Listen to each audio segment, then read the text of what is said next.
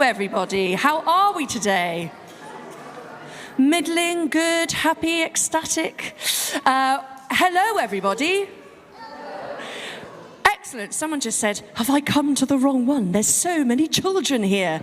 And I said, yes, isn't it wonderful? And I just relayed this to Jeremy. And I said, there are loads of children here. I said, I will relay them a special message. And he said, fantastic. We need the children and their money. No, we don't mean that specifically, but we mean you are the future. So put your hand up if you're under the age of 18. Just. Yeah, obviously. Let me know where you get your cream. Yes, you are. It's so wonderful to see so many of you here today because you are the audiences of the future. Can we give a big whoop for the audience of the future? Ready, steady? Woohoo! Oh, that was lukewarm at best. Can we have a big woohoo for the audience of the future? Ready, steady? Woohoo! So, during this concert, Jeremy's going to be playing lots of pieces, and grown-ups, feel free to come and go and get a drink, you know, if you would like one. We've got the glamorous Tony and Ben up there, just like sort of Rosemary Ford and Debbie McGee, demonstrating their wares today. I'm afraid our signature St. Margaret's mocktail has not yet appeared, but I'll be working on that for next week, because Brutus seems to think that Robinson's orange squash is a suitable drink for adults. But young people, if you ever want to come and sit very quietly in the front and watch, you're very welcome to do that. Just watch out here, there's a camera. This is really useful for Jeremy's website, and it's part of how we lured him here today. So please make sure you don't touch it or bash it. His camera crew is here. She looks pretty fierce. So without further ado, the wonderful Jeremy Chan, who many of you know, because he used to be a piano teacher locally, has now come back to, after his wonderful Liszt in B minor, which many of you may remember. Please give him an enormous round of applause.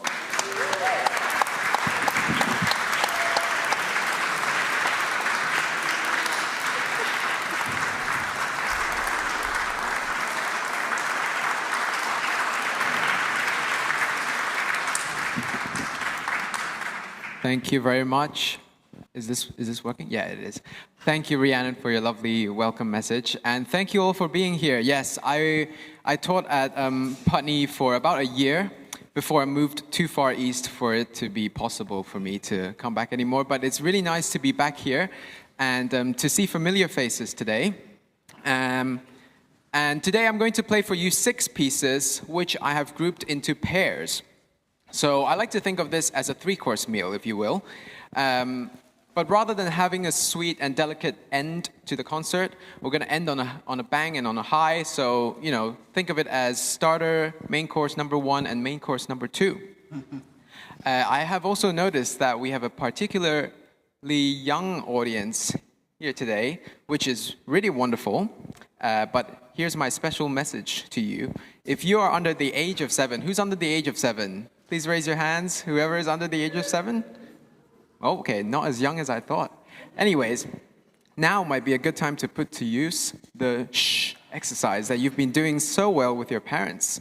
And because it is generally understood in such circumstances that I am normally the one who is allowed to make noises, and I can make as much noise or as little noise as I want, but I'm the one in charge with this thing. This thing gives me all the power I need. And okay, anyways, without further ado, for starters, we're going to have 2 pieces centered around the great composer Bach. We're going to start off with a prelude and fugue in E-flat major, which is a key of divinity and general wholesomeness. And then we're going to move on to something that Bach wrote for the solo violin, but which was transcribed by the great Russian composer Rachmaninoff, which is the prelude and gavotte from his partita for solo violin number 3. I hope you enjoy.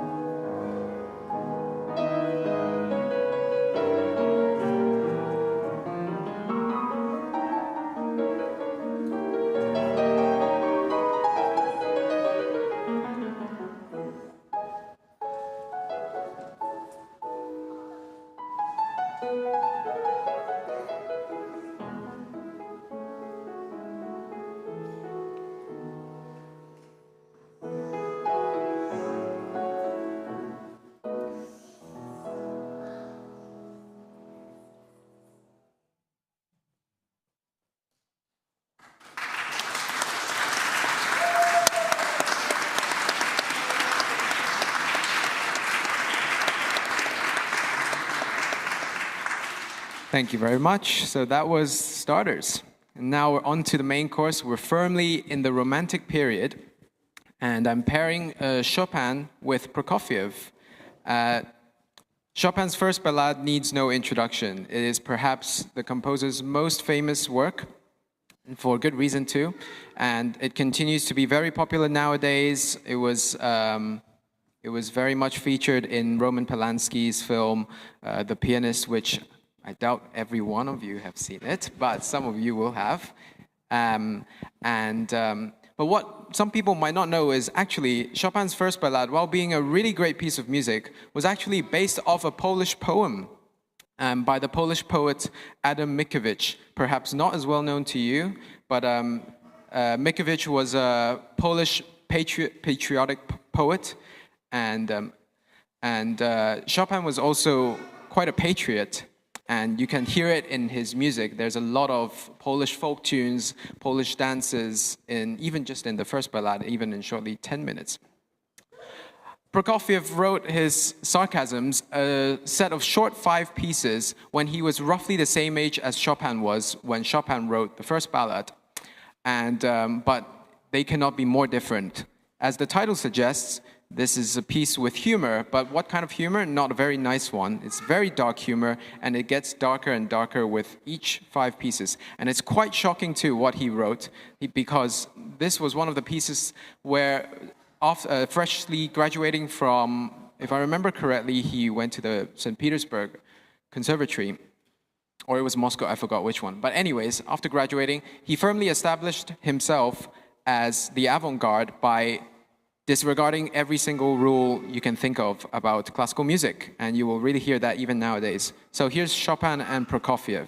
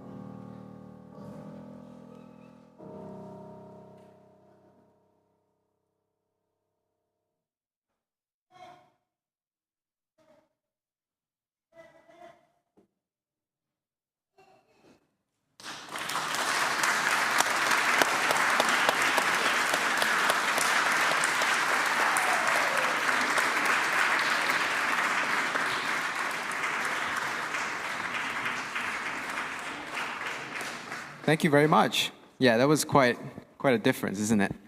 So now on to our final course, and I'm definitely gonna let you go feeling full and very excited, is Brahms's last solo works for piano, and also the fugue from Barber's piano sonata. Barber being Samuel Barber, who perhaps some of you might know wrote the very famous tune Adagio for Strings. Well, let me tell you, this is nothing like that.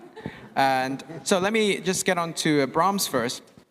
You know, Brahms published the Opus 119, the 4 piano pieces, knowing that it was going to be his last piano works, or last published works actually, until he met the clarinetist Mühlfeld. I forgot the first name, but Mühlfeld was his last name, and then, you know, who inspired him to write a lot of chamber works, which involved the clarinet. But he published these pieces thinking this was going to be his last, his last say, and he wasn't going to let anybody go without a bang. So the 4 pieces, while being relatively short, about 15 minutes in total, they contain a wide range of emotion. From the first one, which is very melancholic and full of poignant sadness, to the final piece, which is a rhapsody and is very, very buoyant and energetic and actually almost like a little bit angry, I would have to say. And there's a funny story attached to Samuel Barber's piano sonata.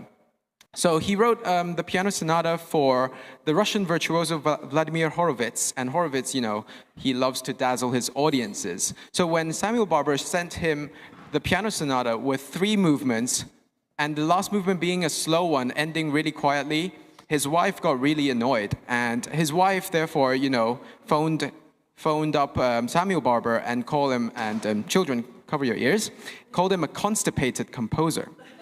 And so Barber, furious about this, wrote this fugue in 1.5 days. And for a lot of pianists, it definitely took more than 1.5 days to learn. And this is speaking from personal experience. Yeah. Sorry, what? Yeah, okay. Hi team, if anyone's a bit far away and you can't see, there's quite a few seats up the front, and if anyone wants to come and be able to see Jeremy's hands a bit closer, I'm going to come and sit over here. So if there are any children, now's your time. Maybe not grown-ups sitting on the floor, sciatica, but do you want to come and sit? You can come and sit with me down here, so you can see what's going on, and we can see if he plays any wrong notes. Probably not. Thank you. So this is Brahms's 4 piano pieces and the last movement of Barber's piano sonata.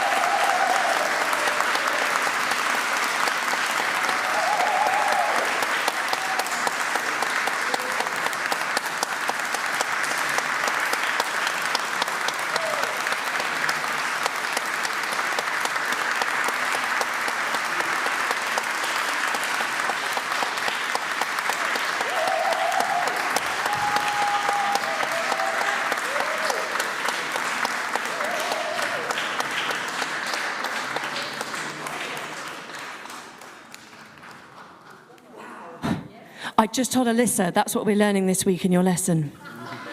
It's, they used to say, you know, the older generation are always saying that exams were much harder back in the day. That used to be on the grade 1 syllabus. But you know, Jeremy's doing his artist diploma now, so he's just about got round to it after 3 degrees. Thank you so much for coming, everyone. It's been so wonderful, and especially thank you to all our young people. It's really funny, because sometimes we've been told that classical music has to be listened to in an entirely quiet vacuum.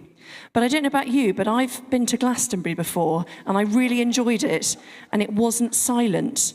And actually, I found myself listening even more through some subtle murmurs and a few snack packets rattling. So thank you very much for teaching me about. Do we have any reviews from the crowd? What do we think? It was very good. Very good. Anyone anything to add? Anyone want to say anything? Anyone want to copy any of it? No. Thank you so much for coming. My favourite part of the AGM at church this morning was when Tony said, the thing is, it's all like the NHS. It's free at the point of delivery. So if we want to keep putting on these concerts, we really, really do rely on your donations. We take cash or card. And there's a cash machine there and a machine over there. Do not worry if you don't have a penny to give. Please sign up to our mailing list, which you can see on a nifty QR code on the programme.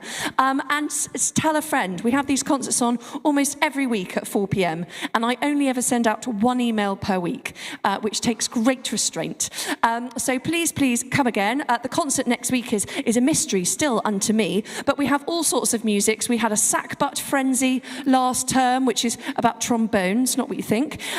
We've got a harpist coming this term. We've got some Baroque duets. We've got all sorts of things. So it's not just classical music. So thank you very much for coming, everybody. Before I ask you to give another huge round of applause to Mr. Jeremy Chan, there is going to be in about 5 to 10 minutes, there's going to be evening prayer over here. So I would ask you to sort of swiftly make your way to the bar for a final beverage, and then go away, or come and have a little evening prayer with us. But an enormous round of applause for Jeremy Chan!